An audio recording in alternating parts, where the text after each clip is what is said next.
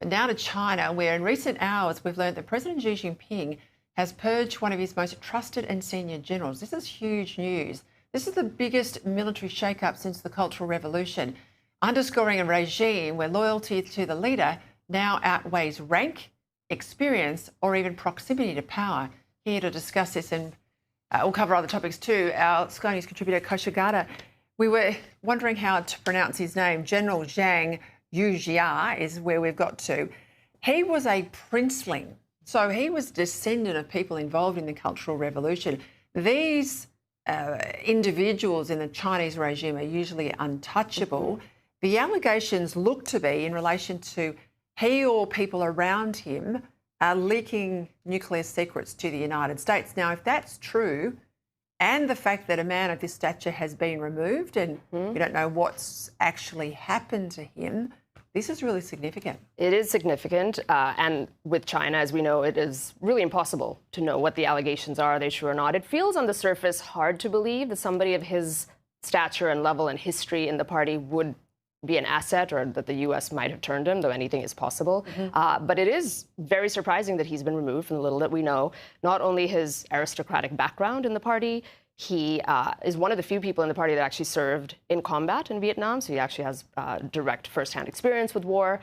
He's in charge of the Taiwan unit, and he has stayed 7 years past his retirement. So President Xi picked him to stay past his retirement because of his importance. And then to see this, certainly people are wondering, is it in relation to Taiwan? Is it in relation to nuclear secrets? I think time may or may not tell, but definitely something is amuck. Or was he moving against Xi? Was there, a cabal of people unhappy with particular directions of the president? We will see. We will see. Talk to me about what's happening in the United States. The second night shooting in Minneapolis. It's dominating the media in the United States. Give me your assessment. It's definitely a powder keg. I think the big picture is it is unfortunately a predictable consequence downstream of half a century of policy that the U.S. has pursued in many other countries to greater or lesser extents.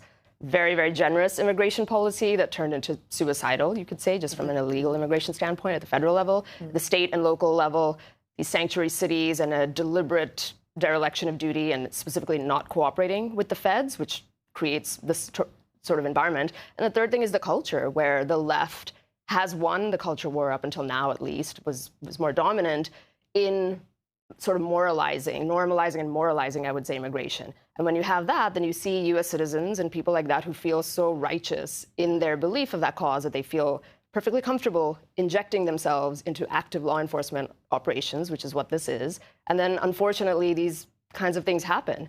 The last person that was killed was there with a gun. It's the land of the Second Amendment. You're free to have a gun. You're not free to inject yourself into an active live operation, and that happened.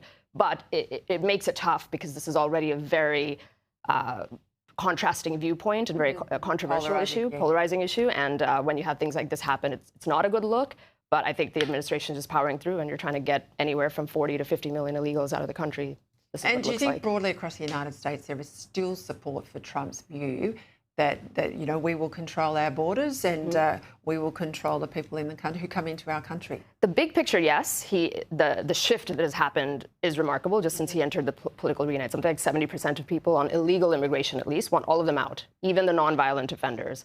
But then when you get into the how and the execution of it, this one is very polarizing. The country's very divided, and it's about 50-50. A lot of the Democrats and independents don't like what it looks like, federalizing the streets and sending ICE agents in there. But unfortunately, that is the way it looks. Some Liberals didn't like the fact that when we said we stopped the boats, we'd have to actually stop them. We'd have to put the Navy out there and at the border protection, and things would get messy. But if you're going to do what you say you're going to do... This is what it looks like. That's what it looks like.